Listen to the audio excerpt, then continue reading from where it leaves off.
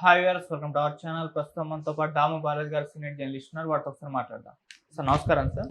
Sir Bharat Pakistan మధ్య మరో కొత్త యుద్ధం మొదలైనట్టుగా తెలుస్తుంది సార్. అది దౌత్యపరమైన యుద్ధం అంటున్నారు. అంటే ప్రపంచ దేశాల ముందు పాకిస్తాన్ ఎక్స్పోజ్ చేసేందుకు ఇప్పుడు భారత్ నుంచి కొన్ని బృందాలన్నీ కూడా వేరే దేశాలకైతే వెళ్తున్నాయి సార్.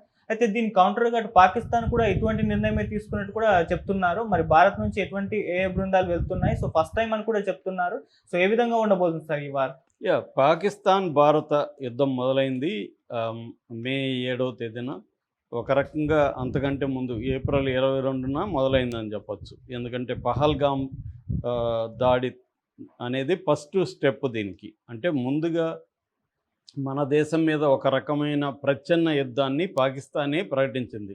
ఎందుకంటే మన దేశంలోకి టెర్రరిస్టులను పంపి మన సామాన్య ప్రజల్ని 25 మందిని వచ్చుకొతుకొచ్చింది. అందులో ఒకరేమో 26 మందిలో ఒకరు నేపాల్ అయితే 25 మంది ఇండియన్ సిటిజన్స్, అందులో 24 హిందూ మగవాళ్ళు క్లియర్గా. సో అందువల్ల పాకిస్తాన్ ఫస్ట్ యుద్ధానికి తెరలేపింది. దానికి కౌంటర్గా మనం మే 7వ తేదీన పాకిస్తాన్లో ఉండే 9 టెర్రరిస్టు స్థావరాల మీద అటాక్ చేసాం. దాదాపు 100 మంది టెర్రరిస్టులు చనిపోయారు.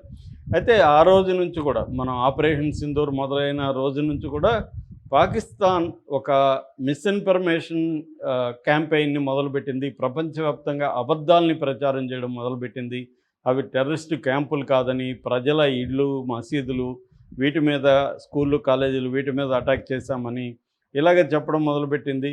తర్వాత అసలు టెర్రరిస్టులు వాళ్ళు పంపించలేదని, వాళ్ళకి టెర్రరిస్టులకు సంబంధం లేదని, అసలు టెర్రరిస్టులు ఉన్నట్టుగా ప్రూవ్ చేయలేదని, ఇది మోడీని జయించాడని, ఇలాగ రకరకాలుగా ప్రపంచవ్యాప్తంగా వాళ్ళు అదే పనిగా మీడియాకి ఇస్తూనే ఉన్నారు. 1:05 మనం అటాక్ స్టార్ట్ చేసి 25 నిమిషాల్లో దాదాపు 1:30కి మనం క్లోజ్ చేస్తే 1:35 1:40 నుంచే ఇంటర్నేషనల్ మీడియాకి వీళ్ళు ఇంటర్వ్యూలు ఇవ్వడం మొదలుపెట్టారు. పాకిస్తాన్ వాళ్ళ రిప్రజెంటేటివ్స్ కావచ్చు, మినిస్టర్లు కావచ్చు.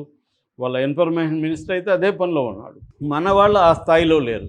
మన వాళ్ళు ఏంటంటే లేటుగా మన వాళ్ళు ప్రెస్ మీట్ పెట్టారు. మరుసటి రోజు మార్నింగ్ ఎప్పుడో 11కి ఆ తర్వాత పెట్టారు. ఈ లోపలనే అదేదంటారు కదా, నిజం చెప్పులేసుకున్న లోపల అబద్ధం ప్రపంచానికి చుట్టూ వస్తుందని. అలాగా మన వాళ్ళు అనౌన్స్ చేసే లోపలనే ప్రపంచవ్యాప్తంగా Pakistan version of the truth. ఎప్పుడైనా కూడా యుద్ధంలో ఫస్ట్ గాయపడేది, ఫస్ట్ చనిపోయేది ఏదంటే సత్యం అని చెప్తారు. ట్రూత్ అనేది ఫస్ట్ క్యాజువాలిటీ ఆఫ్ వార్ అని. అలాగా పాకిస్తాన్ ఏం చేసిందంటే చాలా అర్లీగానే వాళ్ళ వెర్షన్ని ప్రపంచ దేశాల మీడియాలోకి తీసుకెళ్ళిపోయింది. మన వాళ్ళు ఆ స్థాయిలో స్పందించలేదు. ఇప్పుడు ఏమైపోయింది, పాకిస్తాన్ వెర్షన్ని ప్రపంచ మీడియా అంతా కూడా క్యారీ చేస్తుంది. పైగా ట్రంప్ ఒక రకంగా పాకిస్తాన్ వైపే ఉన్నట్టుగా మనకు అర్థమవుతుంది. ఎందుకంటే IMF ద్వారా పాకిస్తాన్కి $2.5 బిలియన్ బెయిల్అవుట్ ప్యాకేజీ ఇవ్వడం, అందులో $1 బిలియన్ అప్పటికప్పుడే ఇచ్చేయడం ఇమ్మీడియట్గా. సో హైపర్నేటెడ్ ఇదంటారు డిస్కషన్. అంటే పాకిస్తాన్ ఇండియాని ఒక ఘాటనగా చేర్చి రెండు ఒకటే అన్నట్టుగా ట్రంప్ మాట్లాడడం, ఇవన్నీ చూసినప్పుడు పాకిస్తాన్కి US మద్దతు, అమెరికా మద్దతు ఉన్నట్టు కనబడుతుంది. ఆల్రెడీ చైనా మద్దతు ఉంది. టర్కీ అయితే ఓపెన్గానే పాకిస్తాన్కి మద్దతు ఇచ్చింది. మిగతా దేశాలు దొంగ డ్రామాలు ఆడుతున్న ఇరాన్ లాంటి దేశాలు పాకిస్తాన్కి లోపాయిగారుగా హెల్ప్ చేస్తూ పైకేమో మధ్యవర్తుల్లాగా నటిస్తున్నాయి. అట్లాగే కొన్ని ముస్లిం కంట్రీస్ కూడా పాకిస్తాన్కి మద్దతు ఉంది. ఇండియాకి మద్దతు ఓపెన్గా ప్రకటించింది ఒకే ఒక్క దేశం, అది ముస్లిం వ్యతిరేకత కలిగిన ఇజ్రాయెల్ దేశం తప్ప ఇంకెవరో కూడా ఇండియాకి మద్దతు ఓపెన్గా ప్రకటించలేదు. రష్యా కొంత అన్నప్పటికీ ఫైనల్గా రష్యా కూడా బ్యాలెన్సింగ్ యాక్ట్ అనేది చేసింది తప్ప ఏ దేశం కూడా ఓపెన్గా ఇండియాకి మద్దతు లేదు. అంటే ఈ వార్లో ఇన్ఫర్మేషన్ వారు లేదా డిప్లొమసీ వారు, ఈ రెండు కేటగిరీలో ఇండియా వెనకబడినట్టుగా మనకు అర్థమవుతుంది. సో అందుకని ఇండియా ఇప్పుడు మేల్కొని మోడీ ఆధ్వర్యంలో ఏంటంటే ఒక ఆల్ పార్టీ బృందాల్ని, ఒక 7 బృందాల్ని తయారు చేసి, ఈ ఆల్ పార్టీ బృందాల్ని ఇవి ప్రపంచవ్యాప్తంగా అనేక దేశాలకు వెళ్ళి ఆ దేశాల్లో మన వెర్షన్ ఆఫ్ ద ట్రూత్ని చెప్పాలి అనేది నిర్ణయించుకున్నారు. వీళ్ళు ఇప్పుడు మార్చి 23వ తేదీన బయలుదేరబోతున్నాడు. ఈ బృందాలు టార్గెట్ ఏంటి, వీటి అజెండా ఏంటి, వీటిలో ఎవరెవరు ఉన్నారు, దీని పట్ల వివాదాలు ఏంటి, ఇవన్నీ మనం మాట్లాడుకుందాం. దీని తర్వాత దీనికి రియాక్షన్గా పాకిస్తాన్ ఏం ప్లాన్ చేస్తుంది అనేది కూడా మాట్లాడదాం. సో మోడీ ప్రభుత్వం ఏంటంటే మొత్తం 7 బృందాలని వీటిని అనౌన్స్ చేసింది పేర్లని. 7 బృందాలకి నాయకులు ఎవరెవరు ఉంటారంటే కాంగ్రెస్ తరపున శశి తరూర్ నాయకత్వం వహిస్తాడు. అట్లాగే రవిశంకర్ ప్రసాద్ బీజేపీ ఒక బృందానికి నాయకత్వం వహిస్తాడు. బైజయంత్ పాండా బీజేపీ ఒక బృందానికి, సంజయ్ కుమార్ జా జేడీయూ యునైటెడ్ దానికి సంబంధించి సంజయ్ కుమార్ బీహారు, కనిములి డిఎంకే తమిళనాడు ఆమె ఒక బృందానికి, Supriya Sule NCP national Congress party మన శరద్ పవార్ ఫ్యాక్షన్, అట్లాగే శ్రీకాంత్ ఏకనాథ్ షిండే శివసేనకు సంబంధించిన కుర్రవాడు, ఏకనాథ్ షిండే వాళ్ళ అబ్బాయి. సో ఈ 7 మంది 7 బృందాలకి నాయకత్వం ఇస్తారు. ఈ బృందాల్లో దాదాపు 7 నుంచి 8 మంది ఎంపీస్ ఉంటారు, అట్లాగే డిప్లొమాట్స్ ఉంటారు, సీనియర్ పొలిటీషియన్స్ ఉంటారు. వాళ్ళల్లో కొంతమంది ప్రముఖులు చెప్పాలంటే హైదరాబాద్ నుంచి AMIM party MP Asaduddin Owaisi ఉన్నాడు, సల్మాన్ ఖుర్షిద్ ఉన్నాడు, మనీష్ తివారీ, ఆనంద్ శర్మ, వీళ్ళు ముగ్గురు కాంగ్రెస్ పార్టీ. అట్లాగే ప్రియాంక చతుర్వేది యూబీటీ ఉద్ధవ్ థాకరే సంబంధించిన శివసేన గ్రూపు, అట్లాగే అనురాగ్ ఠాకూరు, అసరజల్ సారంగి, రాజీవ్ ప్రతాప్, వీళ్ళు ముగ్గురు కూడా బీజేపీ. ఇలాగా మన ఇండియా కూటమి నుంచి ఒక 4 పార్టీలకు సంబంధించిన సభ్యత్వం ఉన్నారు. అట్లాగే ఎన్డీఏ నుంచి తెలుగుదేశం కావచ్చు, మిగతా శివసేన కావచ్చు, ఇలాంటి పార్టీలు ఉన్నారు. దీంట్లో లేనిది వచ్చి ప్రధానంగా చాలా రీజనల్ పార్టీలు లేవు దీంట్లో.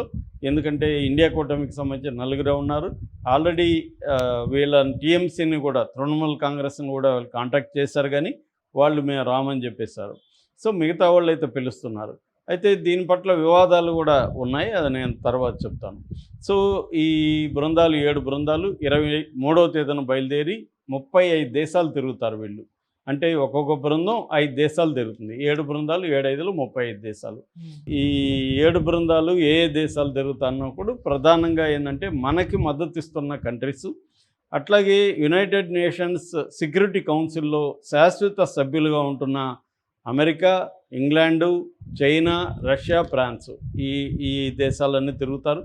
అట్లాగే Muslim countries Saudi Arabia, UAE ఇలాంటి దేశాలు తిరుగుతారు, టర్కీ ఇలాంటి దేశాలు కాకుండా జపాను, సౌత్ ఆఫ్రికా ఇలాగా దేశాలు. మొత్తంగా 35 దేశాలు, 35 క్యాపిటల్ సిటీస్కి వెళ్తారు వీళ్ళు అక్కడ ప్రభుత్వ ప్రతినిధులను కలిసి తమ వెర్షన్స్ చెప్తారు. అవే కాకుండా అక్కడున్న అకాడమిక్ పర్సన్స్ను, ఇన్ఫ్లుయెన్సర్, దేశంలో కూడా మేధావులు ఉంటారు, కొంతమంది మేధావులు బృందాలు ఉంటారు, వాళ్ళని కలుస్తారు. అక్కడ అకాడమిక్గా టాప్ లెవెల్లో ఉన్న వాళ్ళని కలుస్తారు. అట్లాగే అక్కడ డిప్లొమాట్స్ అలాంటి వాళ్ళని కలుస్తారు. అక్కడ ఉన్న మీడియా రిప్రజెంటేటివ్స్ని కలుస్తారు. ఇలాగ మొత్తం ఒక్కొక్క బృందం 10 రోజులు పర్యటిస్తుంది. అంటే 5 దేశాలంటే 2 రోజులు ఒక్కొక్క దేశంలో వీళ్ళు ఉంటారు. ఈ 2 రోజులు ముందుగానే ప్లాన్గా షెడ్యూల్స్ చేసుకొని ఆ ప్లాన్ ప్రకారం నేను చెప్పిన వాళ్ళందరినీ కలవడం, వీళ్ళ వెర్షన్స్ చెప్పడం జరుగుతుంది. వీటి ప్రధాన ఉద్దేశాలు ఒక 5 ఉద్దేశాలుగా మనం చెప్పుకోవచ్చు. ఈ బృందాలు చేయబోయే పనులు ఏమేమంటే ఒక 5 అంశాలని వీళ్ళు తీసుకెళ్ళాలి. ఒకటి నేషనల్ కాన్సెన్సస్, అంటే పాకిస్తాన్ విషయంలో మా దేశం ఒక్కటిగా ఉంది, యునైటెడ్గా ఉంది, మా దేశంలో ఎటువంటి విభేదాలు లేవు. పాకిస్తాన్ శత్రువు, మనకి పాకిస్తాన్ని దెబ్బతీయాలి, మా దేశంలో పాకిస్తాన్ టెర్రరిజాన్ని మేము అలో చేయము, మేము ఈ విషయంలో యునైటెడ్గా ఉంటాం. మా మధ్య ఎన్ని విభేదాలు ఉండొచ్చు, అంతర్గతంగా ఎన్ని కొట్లాట్లు ఉండొచ్చు, కానీ ఈ విషయంలో మేమందరూ ఒకటే, దేశమంతా ఒకటే అనేది తెలియజేయాలి. రెండవది జీరో టాలరెన్స్ పాలసీ. టెర్రరిజం మేము అసలు ఇంత కూడా మేము సహించము, టెర్రరిజాన్ని అసలే సహించము, మాది న్యూ నార్మల్సీ అనేది ఇప్పుడు మోడీ అనౌన్స్ చేశాడు. మా దేశంలో ఏ దేశం టెర్రరిజం మా దేశంలోకి ప్రవేశించినా మేము ఆ దేశంలోకి వెళ్ళి ఆ టెర్రరిస్టుల్ని అటాక్ చేస్తాం, చంపుతాం అనేది ఓపెన్గా డిక్లేర్ చేస్తున్నారు. మూడవది కౌంటర్ పాక్ నెరేటివ్. పాకిస్తాన్ ఏ అబద్ధాలు చెప్తుందో దాన్ని పాకిస్తాను అబద్ధాలు చెప్తుంది అని, ఇది అసలు నిజాము అని విత్ ప్రూఫ్స్, మన దగ్గర ఉన్న ఫోటోలు కావచ్చు, శాటిలైట్ విజువల్స్ కావచ్చు, వాళ్ళ దేశంలో టెర్రరిస్టులు గతంలో వాళ్ళకి ఇచ్చిన ఇన్ఫర్మేషన్ డాసియర్స్ కావచ్చు, అవన్నిటినీ మనం వాళ్ళ ముందు ప్రవేశపెడతాం. అట్లాగే గ్లోబల్ కౌంటర్ టెర్రరిజం కోఆపరేషన్. మా దేశంలో గ్లోబల్ మన దేశంలో ఉన్న టెర్రరిజానికి మద్దతుగా గ్లోబల్ ఒక కౌంటర్ టెర్రరిస్ట్ యాక్టివిటీలు ప్రతి దేశంలో ఉంది. దీనంతా యూనిఫై చేయడం, అట్లాగే ఆయా దేశాల్లో టెర్రరిస్ట్ యాక్టివిటీకి మద్దతు, యాంటీ టెర్రరిస్ట్ యాక్టివిటీలకి మన దేశం మద్దతు ఇవ్వడం, అట్లా ఒక గ్లోబల్ లెవెల్లో ఒక యూనిటీని సాధించడం కూడా ఈ బృందాల కర్తవ్యం. ఇక నాలుగవది ఇండియా ఇండియా ఎంత డెమోక్రటిక్గా బిహేవ్ చేస్తుంది ఈ విషయంలో. అంటే ప్రజాస్వామ్య విలువలకి భారతదేశం కట్టుబడి ఉంది, అభివృద్ధికి ప్రజాస్వామ్య విలువలకి ప్రపంచవ్యాప్తంగా భారతదేశం కట్టుబడి ఉంది.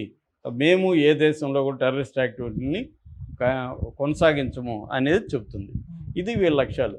అయితే దీంట్లో ఇప్పుడు కాంగ్రెస్ నుంచి ప్రధానంగా దీని మీద విమర్శ ఉంది. ఎందుకంటే కాంగ్రెస్ కొంతమంది పేర్లు ఇచ్చింది, వీళ్ళల్లోంచి మీరు సెలెక్ట్ చేసుకోండి అంటే ఆ పేర్లు పక్కన పెట్టి కావాలని కాంగ్రెస్లో కొంత లుకలుకలు ఉన్నాయి కాబట్టి వాళ్ళల్లో కొంతమంది శశి థరూర్ లాంటి వాళ్ళని తీసుకోవడం, శశి థరూర్ పట్ల కాంగ్రెస్ వ్యతిరేకత వ్యక్తం చేసినా కూడా బీజేపీ పట్టించుకోకపోవడం, ఇది ఒక పక్క మీరేమో దేశం యునైటెడ్గా ఉందని చెబుతూ మళ్ళీ మీరు మా అభిప్రాయాలను పరిగణలోకి తీసుకోకుండా మీ ఇష్టం వచ్చినట్టు చేస్తున్నారని ప్రశ్నిస్తున్నారు. జయరాం రమేష్ మాట్లాడాడు, రాహుల్ గాంధీ కూడా అనేక ప్రశ్నల్ని సంధిస్తున్నాడు. సో అదొక ప్రాబ్లం ఉంది. ఇక నెక్స్ట్ అంశం వచ్చి పాకిస్తాన్ ఎలా రియాక్ట్ అవుతుంది. ఎప్పుడైతే మనం ఇండియా 7 బృందాలని 35 దేశాలకు పంపించి 10 రోజుల పాటు మన ప్రచారం చేయాలనుకున్నారు, పాకిస్తాన్ కూడా అదే పద్ధతిలో షహబాజ్ షరీఫ్ వాళ్ళ ప్రధానమంత్రి ఆల్రెడీ ఒక బృందాన్ని ప్లాన్ చేస్తున్నట్టుగా చెప్తున్నారు. దాని నాయకత్వం అయితే ఒక పేరు బయటకు వచ్చింది, బిల్వాల్ భుట్టో జర్దారీ. ఈ బిల్వాల్ భుట్టో జర్దారీ ఈ మధ్య కూడా పాక్ ఇండియా వార్ మీద అనేక వివాదాస్పద కామెంట్లు చేశాడు. సో ఇతను పాకిస్తాన్ పీపుల్స్ పార్టీ చైర్మన్, ప్రతిపక్ష నాయకుడు. సో అతన్ని ఆధ్వర్యంలో ఇప్పుడు ఒక బృందాన్ని ఏర్పాటు చేస్తున్నారు. ఇంకా బృంద సభ్యుల పేర్లు అయితే బయట పెట్టలేదు. ఇతనైతే ట్వీట్ కూడా చేశాడు, నన్ను ఇట్లా చేస్తున్నారు, వెళ్తున్నామని. సో ఏ దేశాలకు వెళ్ళబోతున్నారు ఏంటి డీటెయిల్స్ అది తెలియాలి. ఏదేమైనా ఒక రకమైన డిప్లొమాటిక్ వార్ అనేది స్టార్ట్ అయింది పాకిస్తాన్కి ఇండియాకి మధ్య. సో ఇండియా ఎలా ప్రచారం చేస్తుందో దానికి కౌంటర్గా పాకిస్తాన్ కూడా ప్రచారం చేయబోతుంది. Thank you so much.